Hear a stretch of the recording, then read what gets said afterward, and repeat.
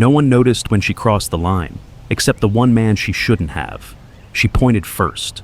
I knew right then. This wasn't her first time pulling that move. Didn't knock, didn't ask, clipboard in hand, fake badge on her hip. Two men behind her, silent, arms crossed. He didn't move, didn't blink, just stood there, on the porch, backlit by the sun, a thin gold line across his shoulder holster. She called it a violation. He called it home, one step closer. She raised her voice. He raised a document, not to argue, to end it. Behind the curtain, the camera light turned red. Someone had been waiting for this. They never knew his name, just the porch light, the silence, the cup of black coffee always in the same hand, same time, every morning. He moved in 3 weeks before the first complaint. No lawn sign, no dog, no flag, just paperwork, clean, legal, tight. That was the problem. Too clean, too quiet, didn't wave, didn't gossip, didn't play HOA games. Karen hated that. She said he didn't follow the community rhythm. That's what she told the board, the same board she'd been chairing for 6 years straight. Her clipboard was her badge, her smile, a warning. The others followed her lead, not out of loyalty, just habit. That's how small power works. It doesn't ask, it assumes. They sent a welcome packet. He sent it back, unopened, no note, no comment, just a signature on his deed with 2 initials, RC. That was enough. Enough to make her curious, enough to make her dig. She searched permits, called zoning, knocked on doors. And when none of it worked, she created something new, a violation, stamped, printed, pinned to his door before sunrise. He read it once, didn't tear it, didn't crumple it, just folded it clean, placed it in a drawer beside 2 things, a badge, and a name she hadn't earned the right to know. The second notice came with a knock, 7:03 a.m. Karen didn't knock like a neighbor. She knocked like she owned the air. 3 more behind her this time. Same shirts, same boots, no name tags. Just smug posture and matching clipboards. Fake law and formation. He opened the door 2 inches, enough to be polite, not enough to let them in. Karen stepped closer. No greeting, no pause, just the line. "You're in violation again." He didn't respond, just looked past her, at the driveway, the sidewalk, the grass. Nothing out of place, because he knew the rules better than she did. One of the men behind her smirked, the kind of smirk people wear when they think you're bluffing. He wasn't. She handed him the paper, bold red letters this time. Final warning. The words felt loud, manufactured, meant for fear. He read it, quietly. Once, then, without looking up, he pointed to a date printed at the bottom. Wrong statute, wrong code, wrong lot number. Karen blinked. Just once. It was enough. He didn't argue, didn't explain, just held the notice steady in one hand, and slowly reached behind the door with the other. For a second, no one moved. The men tensed, 1 step back. But it wasn't a weapon. It was a copy of the community charter. His copy, highlighted, annotated, signed. He placed it on top of her clipboard, like a closing statement. Karen didn't touch it, didn't speak, but her jaw locked, tight. She turned, not fast, but not in control either. As they walked off the porch, one of the men glanced back, not at him, at the flag above the door. It wasn't American, it wasn't any flag they recognized, but something about it said, "This isn't over, and you just made your first mistake. You've probably seen something like this before. Maybe not with fake uniforms, but with fake power. I've been there too, watching someone twist the rules and hoping no one notices, and wondering how long you're supposed to stay quiet. If you felt that, leave a comment. Stay around. We tell stories that don't end with shouting." Karen returned 2 days later, this time with papers already printed, names typed, signature lines blank. She didn't knock, just stepped into the space like it was hers. Same men behind her. But the silence between them, different now. She laid the document flat, looked him dead in the eye. "Sign here, or I report you to HOA headquarters." The wind moved first, not him. A sharp breeze flicked the top sheet just enough to lift the corner, and there it was, a logo, wrong size, off-center. The seal peeled at one edge, like it had been glued from a template. No one said a word.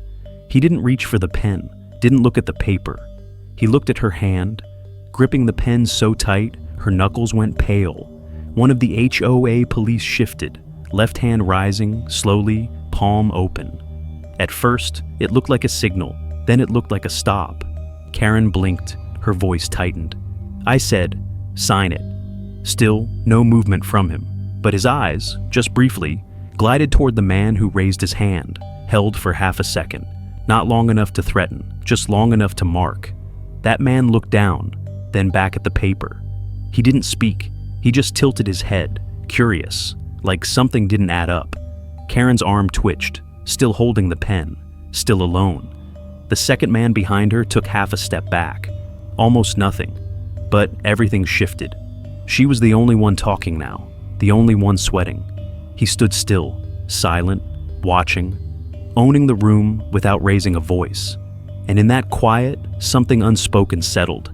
He wouldn't need to fight for control. He had already taken it. He didn't move, but someone else did. The taller of the two men behind Karen, the one who had raised his hand, stepped to the side, walked toward the community notice board at the edge of the cul-de-sac. He opened the glass case, no key, no hesitation, pulled out a laminated violation slip, dated, numbered, watermarked, turned, walked back, placed it beside Karen's paper, on the same clipboard she'd forced forward minutes ago. No sound, just paper on paper. And the difference was obvious. One had the seal, the right code, a QR link at the bottom corner. The other, a copy, crooked margin, faded font. He didn't even need to speak, but he did. Low voice, quiet, almost to himself. This one didn't go through the system, Karen snapped. She lunged to grab her paperback, but the man held it, firm. No struggle, just refusal. The camera across the street blinked red. Someone was watching, or maybe recording. Probably both. He saw it too. Didn't stare, just noted it. One blink, then a breath. That was enough. Behind Karen, the HOA sign wavered slightly in the wind. Words in clean block letters. Falsifying documents is a felony. Karen didn't look at it, but the camera did. The man with the real paper stepped back, silent, detached.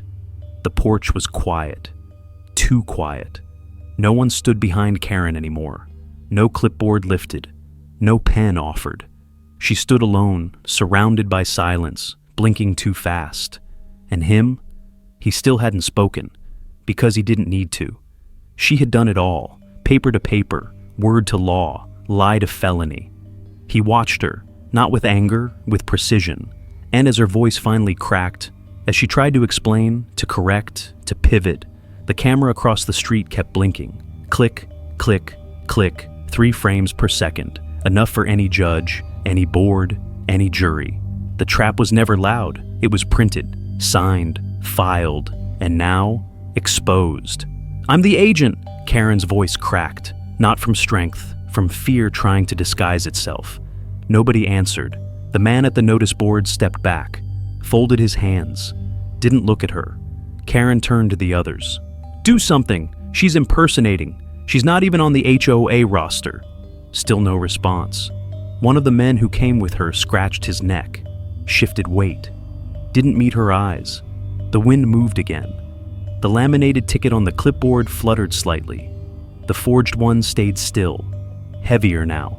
Karen grabbed it, held it high like a badge. "This is real! I printed this myself from the admin account." That was it. The small crowd, neighbors on porches, HOA aides near their trucks, still didn't say anything. But someone walked away. Light footsteps on concrete, a woman with a clipboard, one of Karen's aides.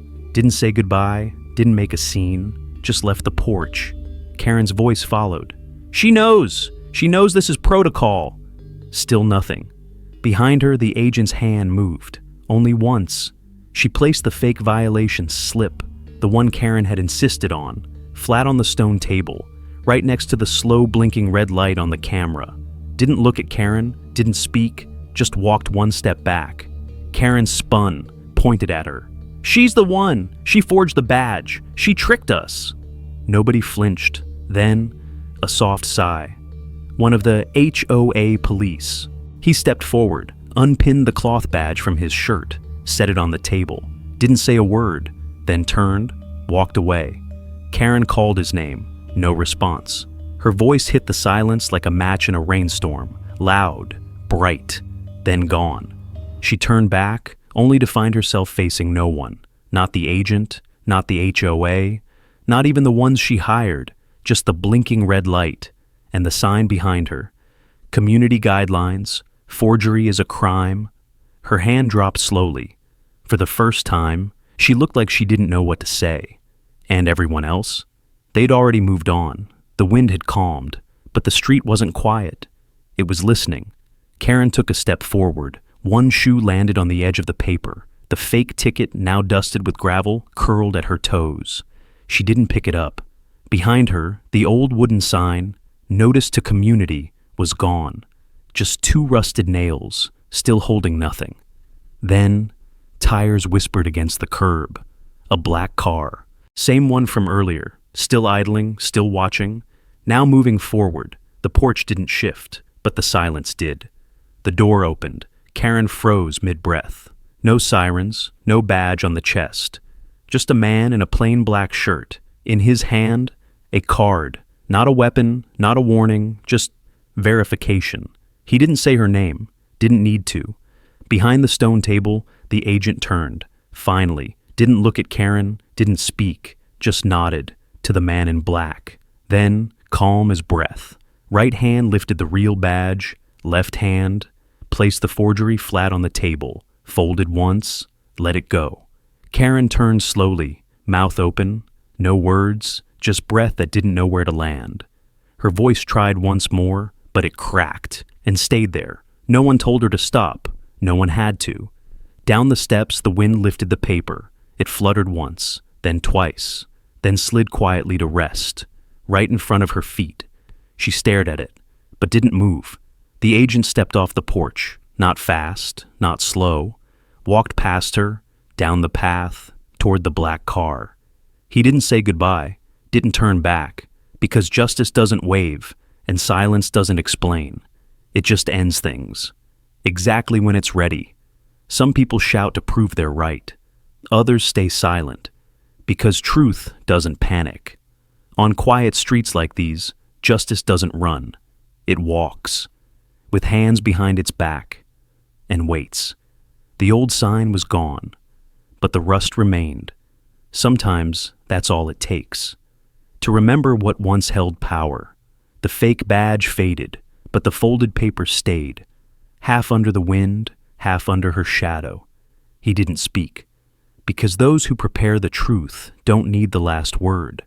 The loud ones leave footprints, but those who watch closely leave weight.